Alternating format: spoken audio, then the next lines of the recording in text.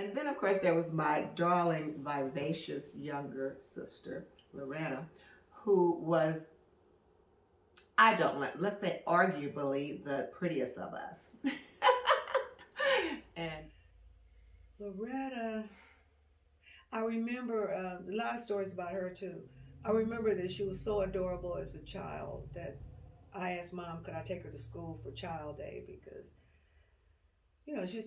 she was younger than me, and she was so cute. She had the curly hair and the dimple, and everybody just loved her as a young child because she was so cute.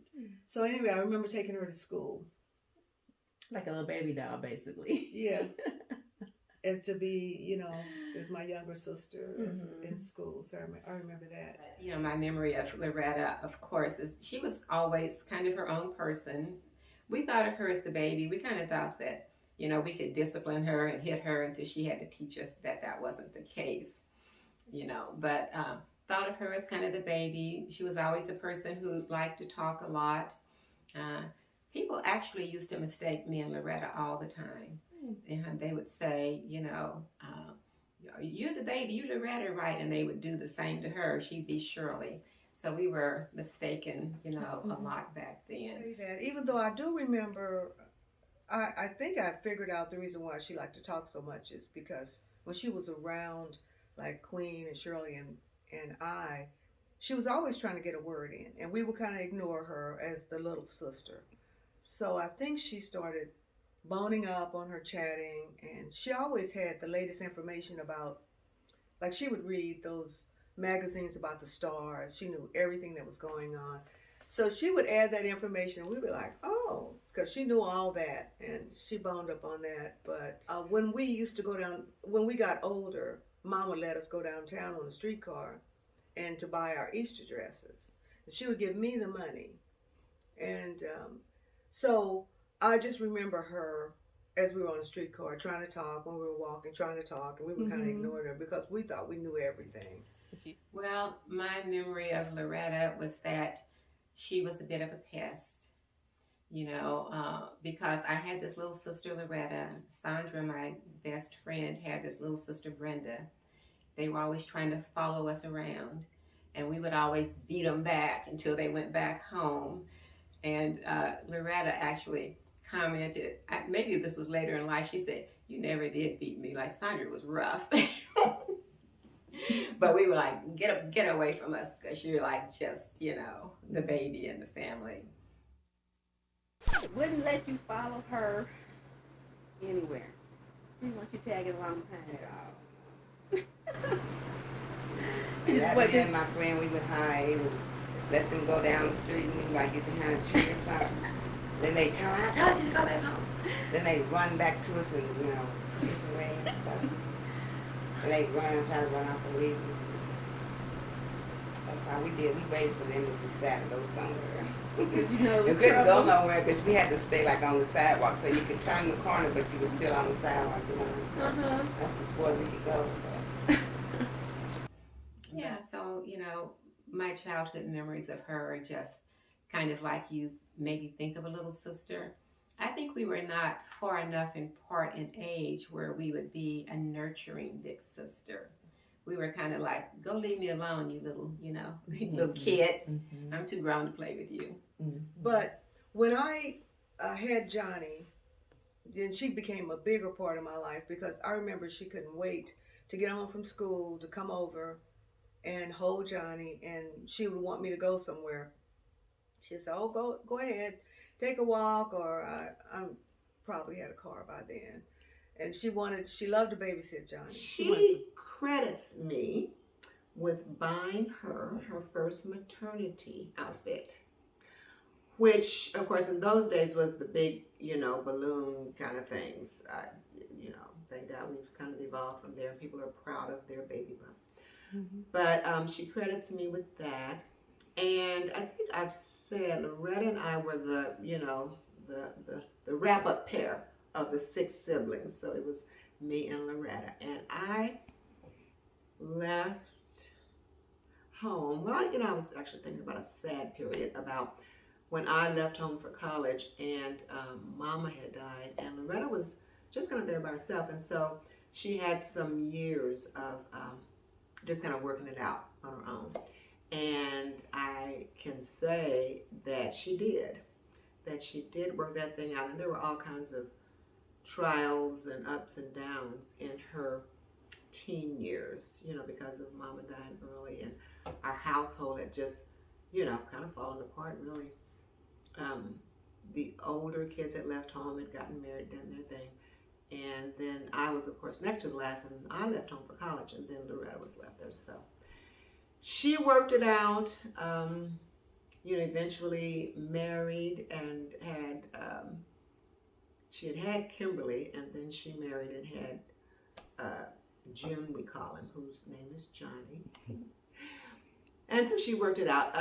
So Loretta's impressive in so many ways. I just appreciate her, well, actually throughout her life. And she was running around with John Bay, who she eventually married, but I just think of her as a young mother, and what did she was just like a kid raising kids. Absolutely. So I think she did as best as she could. She certainly had a lot of love for the kids and tried to make sure that they got the things they needed. Mm-hmm. She did. Her daughter Kimberly was just telling me how when she and her brother went to visit their people on her dad's side, that Loretta always sent them with their new outfit, and the other siblings didn't necessarily have those outfits, and so there was some kind of tussle about that, them having new outfits and everybody else not having them. So that was the case with Loretta, and she believed in dressing. Whenever we went on our sister trips, we always were impressed with what Loretta put together, because she would, we'd be getting ready for our day out in the city, and she would have her outfit, her earrings, the shoes, everything would match. And then there was Loretta's hair. So Loretta had beautiful hair, voluminous hair, just all throughout her life, and really worked with it, well, all of her life, but especially in her adult years. I remember when she had kind of rejoined Jameson, where we grew up, but of course, she and I came back to it as adults. The ladies that sat behind her would say, "Oh, I wonder what kind of hairdo she's going to wear today," because she, she just really did that hair. She did that hair, had all that big hair. Yeah. And it was red. She would have, she had a special color red that she went, she traveled a while to get, and so she had this special red that she did her hair. Do you want to tell the story about when you moved back home and you and Loretta got into it? Okay, so after my mom died, so that would be 1968, Dad actually asked me and Edwin to move in because, Queen and Loretta were still there, and he kind of thought they needed somebody. And me and Edwin said yes and amen, because we could not afford the rent down in Parade Park at $65 a month. But anyway, so we moved back, but at the same time, Gloria and John were having difficulties too. So Gloria moved in as well with the 3 kids, and it was just a bit of a mess, to put it shortly. We didn't have very much privacy or anything, and I was on the birth control pill, and Loretta apparently felt that she needed the pills as well. So, if you're on the pill, you got to take them for consecutive days. They don't work. You don't just take them when needed. You had to take them every day. But I couldn't do it because I always had a pill missing. And somehow I discovered it was Loretta taking my pills, who probably thought you could take them when needed. And so I confronted her, and I probably even hit her, because we were used to hitting Loretta like, a little sister. And so she tore into me, and it just evolved into a big fight, and we were just tussling with each other, and we tripped and we fell and we rolled down the steps, and we were still just fighting each other. And I don't exactly know how that fight ended, but she taught me that she was not the little sister anymore that you just hit because you're mad. I did learn that lesson from Loretta. To you. You Y'all didn't get any fights when y'all were growing up? know? Y'all didn't get into any kind of fight? Yeah, we did. Fist fights? One time. That was because I wore her clothes. She found out about it. And y'all had a fist fight? How old were y'all? She was married. I don't remember, but she's married now, so. She was married She at was married. 20. She might have been. So she was 20 and y'all were in a fist fight over her clothes? We just really wrestled match. Really didn't. Other than that, I had one fight with her, one fight with Queen. Never had a fight with Gloria. Queen just pulled my hair. She just pushed me. So we weren't allowed to fight. But they. Well, when we traveled, it was always exciting, especially for Loretta and I, because we hadn't really done a lot of traveling aside from our trips to Arkansas. But we would always have a competition as far as clothes. So we would start preparing way ahead of time, and we'd be talking to each other. Because I don't think we really talked to Queen and Shirley about, well, what are you going to wear, and what kind of items you think you need. So she would order online. I would be out looking for items, and in our secret heart, I think we were competing to see who could come up with the best clothes appropriate for the trip. So we always did that. But we would always be competitive about clothes, and I think I have to admit, it seemed like she always had a little more appropriate clothes than I did. A lot of times I was looking for my clothes at the thrift store, and Loretta would be ordering online. She would do a lot of online ordering. So we,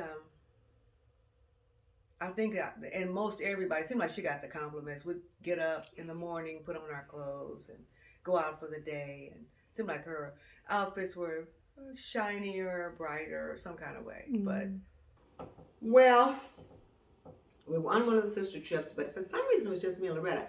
I think that your mother, Shirley, you had gone away, and we were in Paris. And so Gloria, Loretta, and I were in Paris. But Gloria was tired or something, and so she was not with us.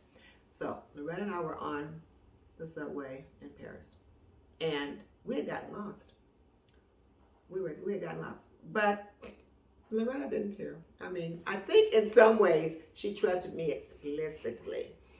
And so we were on the subway, and I had lost direction and just kind of didn't know where we were going.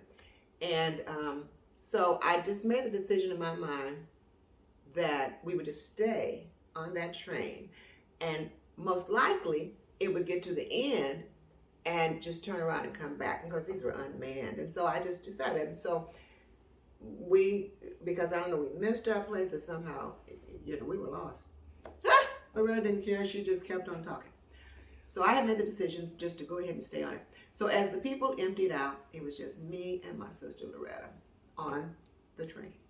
And we were going, and I was like, oh, I'm hoping this is right. Loretta was talking about June and Kim, her favorite subject. Just anything and everything. She just was talking continuously. And in my mind, I'm thinking, Loretta, we're on another continent. We don't know where we're going. And you are just talking. And that's what she did. Now, I don't know. When I look back on it, I think, well, maybe she was nervous. I don't think so. I don't think so. I think she believed that I had it figured out and I had it handled, and I just was there to listen to her. We reached the end. We came back, and sure enough, my theory proved accurate, and we got off at the stop that we were supposed to, and got back to our room by God's grace. But Loretta just didn't worry about anything. She just kept on talking. So and when we were in airports, she would just follow us, and we kind of switched it off a little later years and say, okay, so Loretta, where are we going to go? And she didn't necessarily like that because she just wanted to keep on talking, and so. But anyway, so that was one of my memories of my baby girl sister Loretta. And Queen and Shirley, they didn't like the blues, but I liked them not as much as Loretta, but I liked the blues too. So I never forget one time she came over and maybe we had some wine or something, but we were listening to blues, B.B. King, Bobby Bland, all the great blues, and we were sipping on the wine. And so it's something about blues. You know, it's kind of sad, like country western, Mm-hmm. but it sounds good. But I remember we both ended up, you know, kind of crying, and you know, we were drinking, sipping, and crying because the blues had made us sad. But yet it was good. Mm-hmm. First Therapeutic. of all, Loretta kept a boyfriend. Loretta kept a boyfriend. Loretta kept a boyfriend. And so, she had lots of them. And actually, she told me the story of Gary Haygood. They worked at the same place, but Loretta knew nothing. I mean, she wasn't aware of Gary being in the world, even though they worked at the same place. And somebody told her one day that guy likes you. And so, I don't know how, so then she said, oh, okay. And so, somehow they ended up talking. They ended up getting married. I don't actually know why, of all of her boyfriends, that Gary was the one that she chose for her second marriage. But you know, he turned out to be a pretty solid guy, and they married and was married for a good long while. They snuck away, and I think that your mom and Edwin attended their, I guess, civil ceremony. They went to the courthouse, Mm-hmm. and then after the ceremony, they went out to breakfast, as I recall the story. So, yeah. Okay. She was when she was ill there at the end. It was so sad for me, but she was always so tough. She was like a tough person, tough nut to crack. Kind of, she had a cool veneer about her, but protective. She would protect. Like if we were out and anyone said anything, you know, she'd be the first one to say, "No, you didn't." No. So she had that protective things too. But that was very sad, and it's hard for me to talk about. But I admire the way she, you know, was able to hold court there at the end, because she loved to talk, and you know, to be able to do that, and people coming to see her. And I remember we had that celebration. Do you remember where we all got together and we said nice things, and she was right there? That was very beautiful. That was beautiful, but it's so sad to me. I was at first missing talking to her because we maybe talked almost every day, Mhm. but now I just talk to her in spirit. So I've kind of learned over time, and I don't consider that my relatives that have passed, that they're gone. They're still accessible to me, and I talk to them. Like this morning, I may have had a dream of her or Sonny, somebody I had a dream of. And so that I heard that if you have a dream about somebody that's passed on, they're trying to say hello.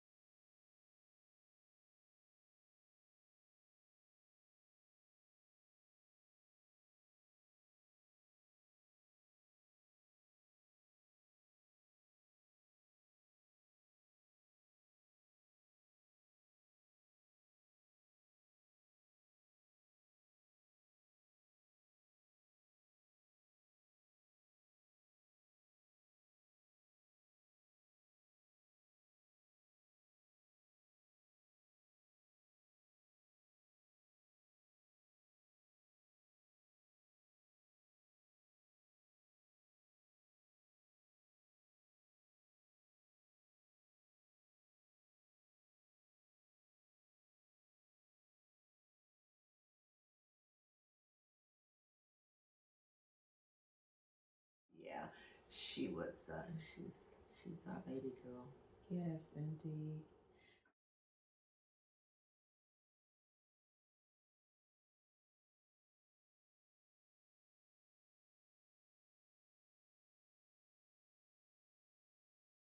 birthday greeting. Happy birthday, and I hope you have a wonderful 50th birthday. I love you very much.